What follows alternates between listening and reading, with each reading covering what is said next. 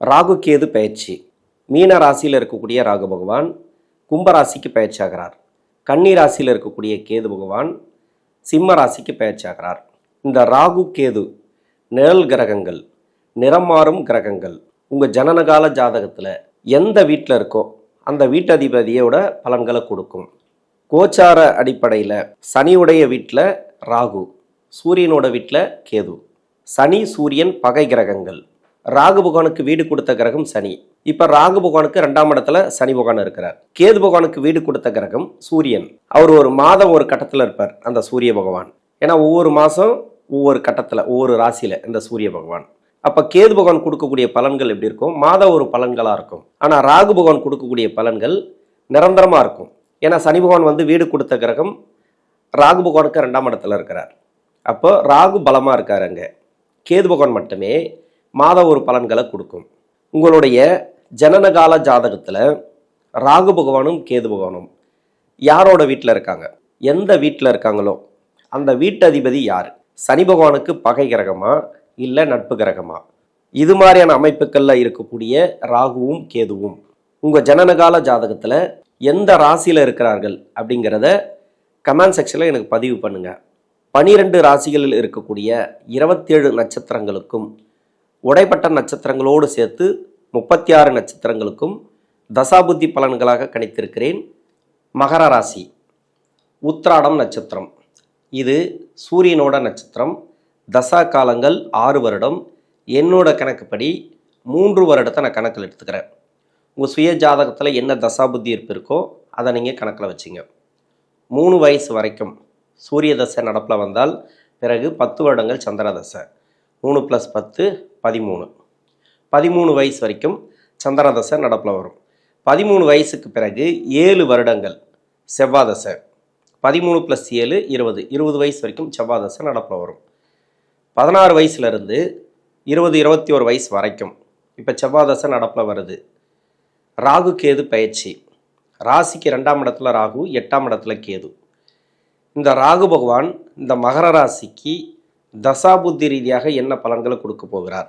இது வரைக்கும் படிப்பில் நிறைய தடைகளை பார்த்துருப்பீங்க. மன அழுத்தம், லவ் சம்மந்தப்பட்ட பிரச்சனை, நண்பர்கள் வழியில் பாதிப்பு, அதாவது நட்பு, அதெல்லாம் பிரிஞ்சு போயிருப்பாங்க நிறைய பேர். இதெல்லாம் சேரத்துக்கு உண்டான வாய்ப்பு இருக்குது. இப்போது லவ்வர்ஸ் எல்லாம் நிறைய பேர் பிரிஞ்சிருப்பாங்கள்ல, அவங்களாம் சேரத்துக்கு உண்டான வாய்ப்பு இருக்குது. அதிகப்படியாக மன அழுத்தத்துலேருந்து வெளியே வருவீங்க. இந்த 2ஆம் இடத்துல ராகு மட்டும் வாக்குவாதங்கள் தவிர்ப்பது நல்லது. நீங்கள் படிக்கிற இடத்துல நண்பர்களோட யாருக்கிட்டையுமே சரி வாக்குவாதங்கள் வேண்டாம். ஏன்னா பொருளாதாரத்தை சொல்லக்கூடிய இடம் 2ஆம் இடம். வீண் செலவுகளை கொடுக்கும். நீங்கள் படிக்கிற காலகட்டத்தில் ஏதாவது ஒரு வீண் செலவு வைக்கும்.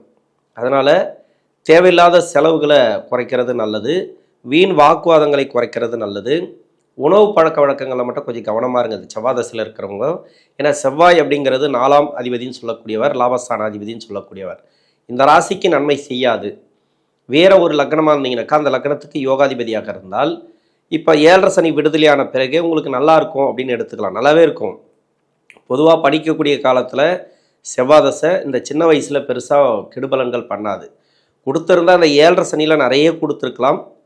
அது மறைமுக சுப தொடர்பில் இருந்தாலும் சரி, சுப தொடர்பில் இருந்தாலும் சரி, நட்பு வட்டாரத்தில் நான் நிறைய சொல்லிட்டேன். லவ் சம்மந்தப்பட்ட பிரச்சனை இது மாதிரி நிறைய இருந்திருக்கும்.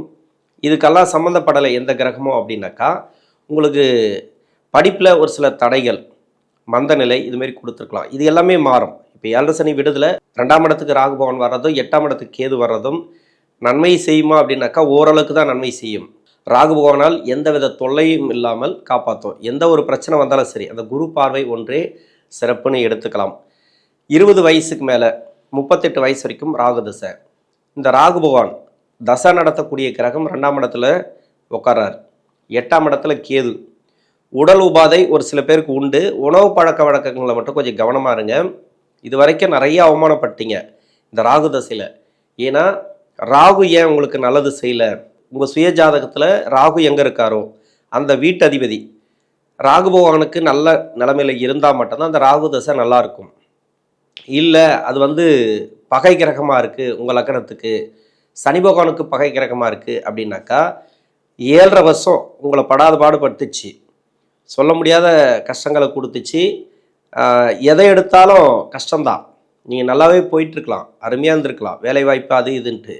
என்றைக்கு இந்த 7.5 சனி 2018 ஆரம்பிச்சதோ அன்னைக்கிலேருந்து மகர ராசிக்கு இந்த ராகு தசையில் நிறைய ப்ராப்ளம். அதுக்கு காரணம் இந்த ராகு பகவானுக்கு விதிவிலக்குகள் நிறைய உண்டு. 1-2 சொல்ல முடியாது. இவருக்கு டீட்டெயில் எடுக்கிறதுக்கு நிறைய பார்க்கணும். 10 டீட்டெயிலுக்கு மேலே எடுக்கணும். இவர் எப்படி இருக்காரு, நல்லது செய்வாரா கெட்டது செய்வாரா அப்படின்றது. அந்த அளவுக்கு வலிமையான கிரகம் இந்த ராகு. ஏன்னா திடீர்னு வந்து பப்ளிசிட்டி பண்ணுறது, பூஸ்ட் பண்ணி விட்ருவோம் ஒரு இடத்த. நீங்கள் எங்கே இருக்கிறீங்களோ அந்த இடத்த வந்து அப்படியே உங்களை வந்து பெருமைப்படுத்தி விட்ரும். நல்ல பேர் புகழ் எல்லாமே, ராஜ வாழ்க்கை கோடீஸ்வர வாழ்க்கை எல்லாத்தையும் கொடுக்கக்கூடியவர் ராகு. இந்த ராகு தசையில் நிறைய பேர் ஏன் கஷ்டப்படுறாங்கனாக்கா, மறைமுக சுப தொடர்பில் இருந்தால், அதே மாதிரி அவயோக கிரக வீட்டில் இருந்து தசை பண்ணிச்சுனாக்கா 7.5 சனி வரும்போது ஒரு சின்ன பாதிப்புகளை கொடுக்கும். சின்ன பாதிப்புன்னு சொல்ல முடியாது, பெரிய அளவில் பாதிப்புகளை கொடுக்கும் இந்த 7.5 சனி வரும்போது. அதனால் மட்டும்தான் இப்போ 7.5 சனி விடுதலை, 2ஆம் இடத்துக்கு ராகு. இப்போது பேரு புகழ் நீங்கள் எந்ததெல்லாம் நீங்கள் இழந்தீங்களோ, எப்படியாப்பட்ட கெட்ட பேர் எடுத்திருந்தாலும் சரி, இப்போ நல்ல பேராக மாறுறதுக்கான வாய்ப்பு இருக்குது. 2ஆம் இடத்துல இருக்கிறது, வாக்குஸ்தானத்தில் இருக்கிறது நல்லதில்லைன்னு ஒரு பக்கம் சொன்னால் கூட, உங்களுக்கு 7.5 சனி விடுதலை அப்படிங்கிறது 80% உங்களுக்கு நல்லது. இது கோச்சார ரீதியாக 2ஆம் இடத்துக்கு வர்றது இந்த ராகு பகவான், 8ஆம் இடத்துல கேது இருக்கிறது, உங்களுக்கு அந்த அளவுக்கு கஷ்டம் அப்படின்னு சொல்ல முடியாது.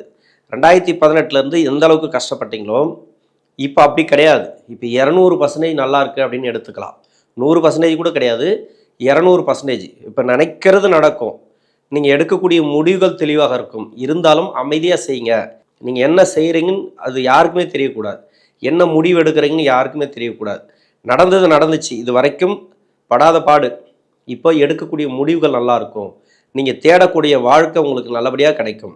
2ஆம் இடத்துல ராகுக்கு குரு பார்வை இருக்குது, அதுவே போதும்.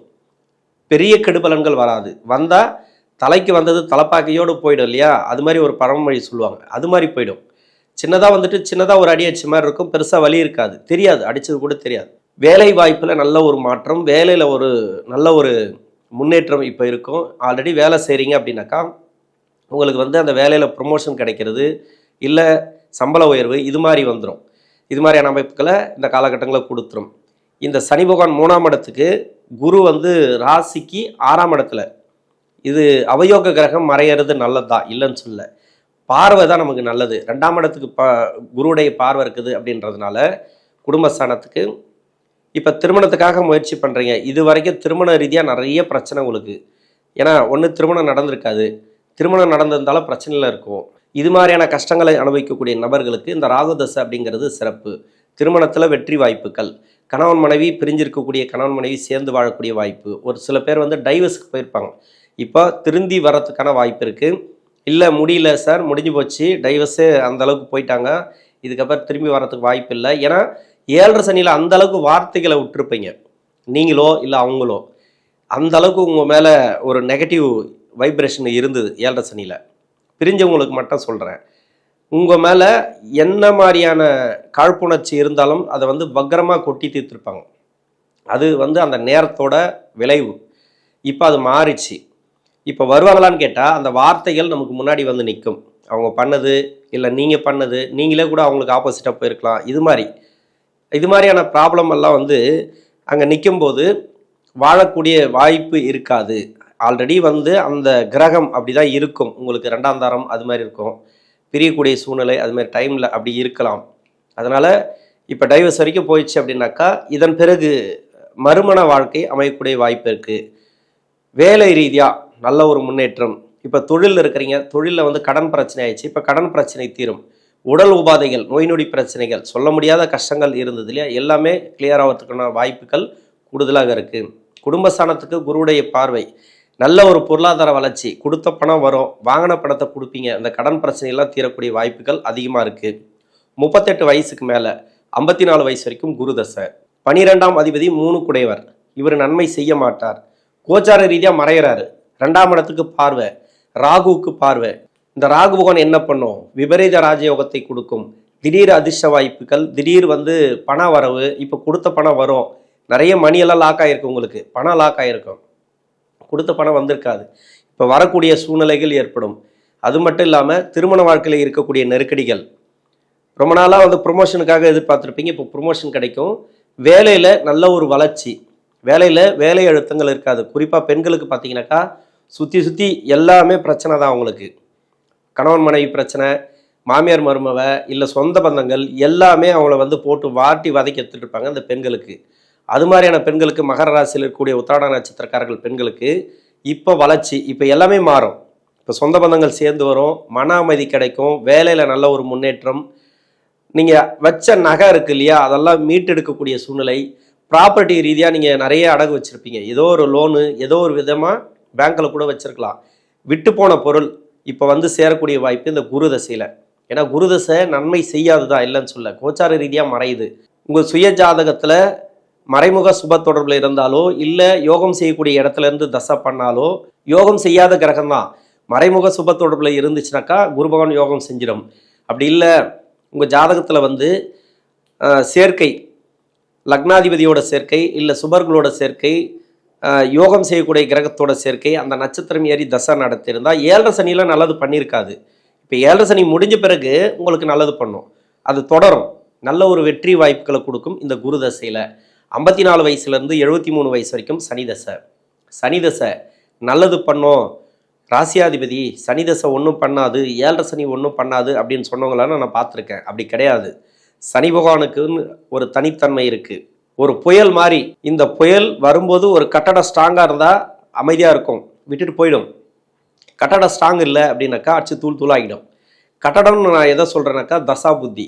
உங்களுடைய தசா புத்தி சரியாக இல்லைன்ற பட்சத்தில், அதாவது மறைமுக சுப தொடர்பு, அவயோக தசைகள் நடந்தால் மட்டும் பிரச்சனை. யோக தசைகள் நடந்தால் கூட பலன்கள் கம்மி. இந்த 7.5 சனியில் சனி தசையில் எப்படியாப்பட்ட சனி தசை, யோகம் செய்யக்கூடிய சனி தசையாக இருந்தால் கூட இந்த 7.5 சனி வரும்போது கம்மி பண்ணி விட்டுரும். இருக்கிற வருமானம், வரக்கூடிய வருமானம் எல்லாத்தையும் கம்மி பண்ணி விட்டுரும். எதுவுமே இல்லாத மாதிரி ஒரு தோரணையை காட்டி விட்டுரும் இந்த சனி பகவான் தசையில் 7.5 சனி நடக்கும்போது. 2ஆம் இடத்துல இந்த ராகு பகவான் பொருளாதார வளர்ச்சி கொடுப்பார். சனி பகவான் விடுதலை ஆகி போச்சு. இப்போ சனி தசையில் நல்ல ஒரு மாற்றம். 2ஆம் இடத்துக்கு வரக்கூடிய ராகு பொருளாதார வளர்ச்சி கொடுப்பார். என்னன்னா வாக்குவாதங்கள் வேண்டாம், யாருக்குமே வாக்கு கொடுக்காதீங்க, அமைதியாக உங்கள் வேலை மட்டும் பாருங்கள், நான் இதை செய்கிறேன் அதை செய்கிறேன்னு மட்டும் வேண்டாம். இன்னொன்று, தொழில் ரீதியாக அடுத்த கட்ட முடிவுங்கிறது வேண்டாம். இப்போதைக்கு தொழில் போயிட்டுருக்கா, நல்லபடியாக போயிட்டுருக்கட்டும். வேலை போகுதா, நல்லபடியாக போகும். ஆனால் தொழிலை மாற்றணும், வேலையை மாற்றணும், இன்வெஸ்ட்மெண்ட் பண்ணணும், தயவு செஞ்சு பண்ணாதீங்க. இந்த சனி திசையில் 2ஆம் இடத்துல ராகு இருக்கிறது அந்தளவுக்கு பொருளாதாரத்தை கெடுக்கும், வருமானத்தை கெடுக்கும். அதனால் நீங்கள் வந்து எதையும் பண்ணலை, அடுத்த கட்ட வளர்ச்சிக்கு பண்ணலை, நார்மலாக போயிட்டுருக்கு, இதுவே போயிட்டுருக்கு, இதுவே வளர்ச்சிகளை கொடுக்கும். நீங்கள் எதுவும் பண்ணாமல் இருந்தாவே நல்லாயிருக்கும். உங்கள் வேலையை நீங்கள் பார்த்தாலே உங்களுக்கு நல்லாயிருக்கும் இந்த சனி திசையில். அதனால் தொழில் ரீதியாக நல்ல ஒரு ஏற்றத்தை கொடுப்பார். உடல் உபாதைகள் இது வரைக்கும் இருந்ததுனாக்கா அது எல்லாமே சீராகக்கூடிய வாய்ப்புகள் அதிகமாக இருக்குது. 73 வயசுக்கு மேலே 90 வயசு வரைக்கும் புதன் தசை. இந்த புதன் 6ஆம் அதிபதி, பாக்கியஸ்தான அதிபதி. 7.5 சனியில் கொஞ்சமாவது கடனை கொடுத்துருக்கும் 6ஆம் அதிபதின்றதுனால, இல்லைன்னா நோயை கொடுத்துருக்கும். ரெண்டுத்தில் ஏதாவது ஒன்று இருக்கும். ரொம்ப அவயோக தசையாக இருந்துச்சுனாக்கா வழக்கு வரைக்கும் போயிருக்கலாம். வேற ஒரு பிரச்சனைகள், சொத்து பத்து பிரச்சனை, அடிதடி பிரச்சனை, ஏதோ வழக்கு வரைக்கும் போயிருக்கலாம். இருந்தாலும் இந்த புதன் தசை அப்படிங்கிறது கடனை கொடுத்திருந்தால் இப்போ கடன் நிவர்த்தி ஆகும். உடல்நிலை தொந்தரவுகள் இருந்து வெளியே வருவீங்க. மருத்துவ செலவுகள் கம்மியாகும். நல்ல ஒரு முன்னேற்றத்தை இந்த உத்திராட நட்சத்திரக்காரர்கள் பார்க்கலாம் புதன் தசையில். உங்களை விட உங்களுடைய வாரிசுகளுக்கு இப்போ சிறப்பாக இருக்கும். வண்டி வாகன சேர்க்கை, ப்ராப்பர்ட்டி, வீடு கட்டுறது, அவங்க ஒரு பக்கம் ஏதோ ஒரு விதத்தில் நல்லா இருப்பாங்க. ஆனால் உங்களுக்கு மட்டும் கஷ்டத்தை கொடுத்துனே இருக்கும். 2ஆம் இடத்துல இருக்கக்கூடிய ராகு, 8ஆம் இடத்துல இருக்கக்கூடிய கேது, இது பெரும்பாலும் பார்த்தீங்கன்னாக்கா உடல் உபாதையை 8ஆம் இடத்துல இருக்கக்கூடிய கேது கொடுக்கும். எப்படி பார்த்தாலும் அடிவயிறு சம்மந்தப்பட்ட பிரச்சனை, ஜீரண சம்மந்தப்பட்ட பிரச்சனை, அதாவது உணவு குழாய், இது மாதிரி ஏதாவது ஒரு வகையில் இந்த கேது பகவான் நோய் கொடுத்துனே இருக்கும், செலவுகளை கொடுத்துனே இருக்கும். அதுக்காக வந்துருன்னு பயப்படாதீங்க. வராமல் பார்த்துக்கிறது உங்களுடைய பொறுப்பு. அதாவது உணவு பழக்க வழக்கங்களை கொஞ்சம் கவனமாக இருந்துட்டிங்கனாக்கா நல்லாவே இருக்கும். இந்த மகர ராசியில் இருக்கக்கூடிய உத்திராட நட்சத்திரக்காரர்களுக்கு புதன் தசை அந்தளவுக்கு சிறப்புகளை கொடுக்கும். பாக்கியஸ்தானாதிபதி தசை இது நல்லாவே இருக்கும் உங்களுக்கு. இந்த 2ஆம் இடத்துக்கு வரக்கூடிய ராகுவும் 8ஆம் இடத்துக்கு வரக்கூடிய கேதுவும் மகர ராசியில் இருக்கக்கூடிய உத்திராட நட்சத்திரக்காரர்களுக்கு நல்ல ஒரு வளர்ச்சி தசாபுத்தி ரீதியாக கொடுக்கும். நன்றி.